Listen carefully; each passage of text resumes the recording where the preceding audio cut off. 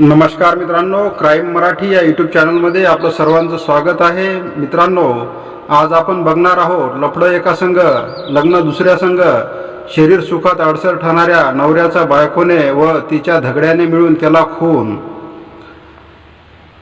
ही घटना उत्तर प्रदेशातील कानपूर देहातमधील सिकंदरा पोलीस स्टेशन हद्दीतील रसधन या गावात दीपक गुप्ता हा तरुण राहतो. तो, त्याची बायको कामिनी आणि 4.5 वर्षांचा मुलगा असा त्याचा परिवार आहे. सुंदर पत्नी व एक मूल असल्याने दीपक हा समाधानी होता, पण त्याच्या या सुखाला जणू ग्रहण लागले होते. आता पश्चाताप करून काहीच होणार नव्हते. आपला संसार वाचवला पाहिजे या विचाराने त्याने आपली बायको कामिनीला विश्वासात घेतले. तिला संसार व आपल्या मुलाच्या भविष्याची आठवण करून दिली. जे झाले आहे ते यापुढे करू नकोस, तू चांगली वाग, परपुरुषाच्या नादी लागू नको असे त्यांनी तिला सांगितले. तिने सुद्धा खाली मान घालून त्याचे सारे बोलणे ऐकले, पण ती काही ते मान्य करायला तयार नव्हती. त्यांनी सांगितलेले ती कधीच मानणार नव्हती. तिचा भूतकाळ तिच्या नजरेसमोर फिरत होता. औरेया या गावातील रहिवासी असणारा रवी हा तिचा प्रियकर होता. ते नुकतीच वयात आली होती. तिच्या मनात तारुण्य सुलभ भावना जागृत झाल्या होत्या. आपल्यालाही आयुष्यात एक राजकुमार असावा असे तिला वाटू लागले होते. तिची नवतरुण नजर भिरभिरू लागली होती. काही तरुण तिच्याही मागे पुढे करू लागले होते. रवी हा तिच्याच वयाचा होता. त्याची नजर तिच्या नजरेला भेटली आणि नजरेची भाषा दोघांनाही समजली. तिने त्याला हसून प्रतिसाद दिला. तिच्याकडूनही ग्रीन सिग्नल मिळाल्यावर तो खूप खुश झाला. त्याला त्याचा आनंद गगनात मावेना. तिलाही तिच्या मनासारखा जोडीदार मिळाल्याने ती सुखावली होती. 2 तरुण मने एक झाली होती. तसेच दिवसेंदिवस त्यांच्यातील संपर्क हा वाढत होता. भेटीगाठी वाढल्या होत्या. दोघांच्याही सहवासाने प्रेम बहरत गेले आणि एक दिवस त्याने तिला भेटायला बोलवले. तीही आनंदाने त्याला भेटायला गेली. तेव्हा त्याने तिला गोड बोलून एकांतात नेण्याचा आग्रह केला. सुरुवातीला नाही म्हणणारी कामिनी नंतर मात्र त्याच्या आग्रहाला बळी पडल्याने त्याने तिचा पुरेपूर फायदा घेतला. एकांतात त्याने तिच्यावर चुंबनाचा वर्षाव केला. या चुंबनाने तिच्यातील कामज्वार वाढला आणि ती त्याला घट्ट बिलगली. त्यानेही तिला मिठीत आवळून घेतले आणि तिला कुस्करण्यास सुरुवात केली.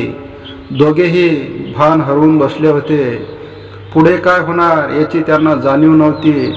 दोघांना केवळ शरीर सुखाचा आनंद सुखावू लागला. भावनेच्या आवेगात दोघांनी शरीर सुखाचा आनंद लुटला. कवळ्या वयात शरीर सुखाचा आनंद लुटल्याने त्यांना ती चटकच लागली होती.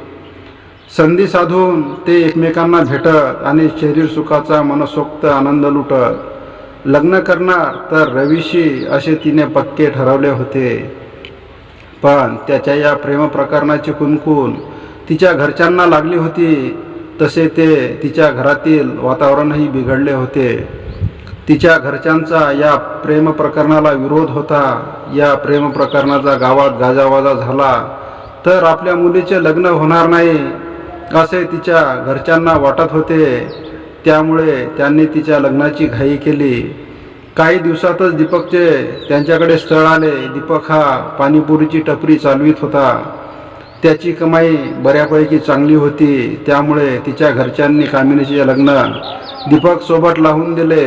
घरच्या समोर तिचे काहीही चालले नाही. तिने गुपचूप दीपकशी विवाह केला, पण तिच्या मनातून रवी काही गेला नव्हता. कामिनी ही सारखी सुंदर पत्नी मिळाल्याने दीपकही खुशीत होता. तो तिच्यावर खूप प्रेम करत तिला मिठीत घेतल्यावर त्याला जणू स्वर्गीय सुखाचा अनुभव येत होता. ती मात्र शरीराने दीपकच्या मिठीत असली तरी मात्र मनातच रवीचाच विचार करीत होती. दिवसामागून दिवस जात होते. लग्नाला 6 वर्षे झाली होती. तिला एक मुलगा झाला, तो आता 4.5 वर्षाचा आहे. आपल्या बायकोला सुखी ठेवावे, मुलांचे चांगले भविष्य घडवावे या विचाराने दीपक हा दिवसभर राबत होता.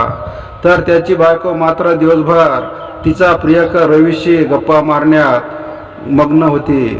तिला संधी मिळाली की ती रवीला घरी बोलवत असे. पती नसताना तिचा हा खेळ सुरू असला तरी असे संबंध फार काळ लपून राहत नाही.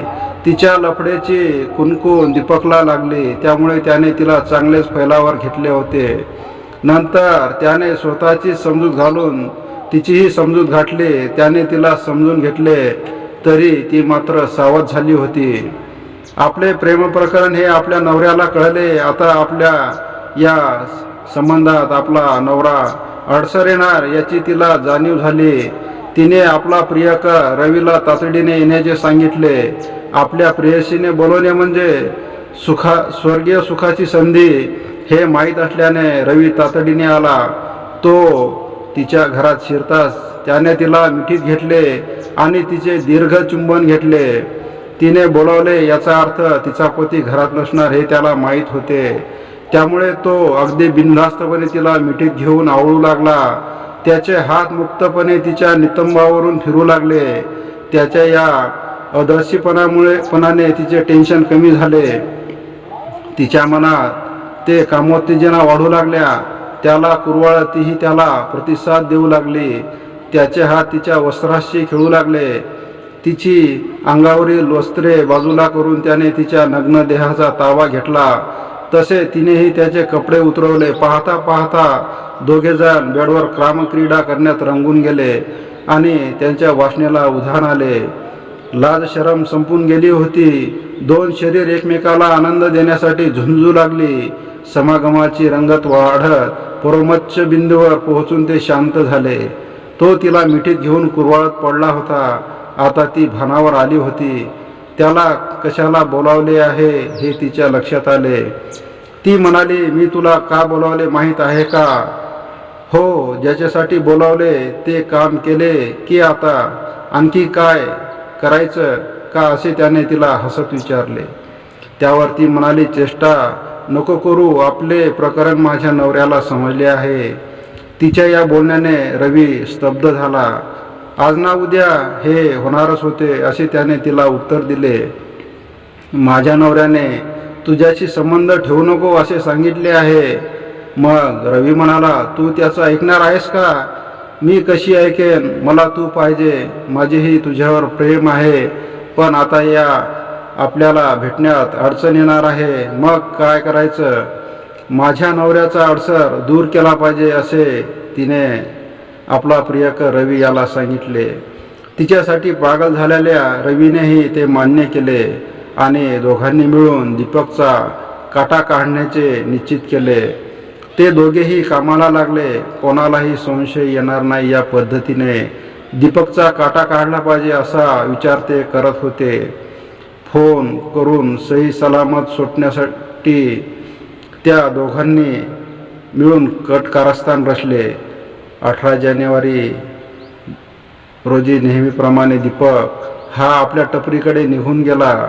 दिवसभर तो आपल्या व्यवसायात मग्न होता, तर दुसरीकडे त्याची बायको कामिनी आणि तिचा प्रियकर रवीच्या संपर्कात होती. रात्री दीपक घरी परत येत असताना त्याला गाठून आपला डाव साधण्याचे नियोजन त्या दोघांनी केले होते. त्याप्रमाणे ते वेगवेगळ्या ठिकाणावरून दीपक येणाऱ्या रस्त्यावर पोहोचले. तिथे दोघे भेटले आणि दबाव धरून बसले. रात्र झाली होती. दीपक टपरी बंद करून घराकडे जाण्यासाठी निघाला होता. तो अंधारातून चालत येत असताना पाहून ते दोघे सावध झाले.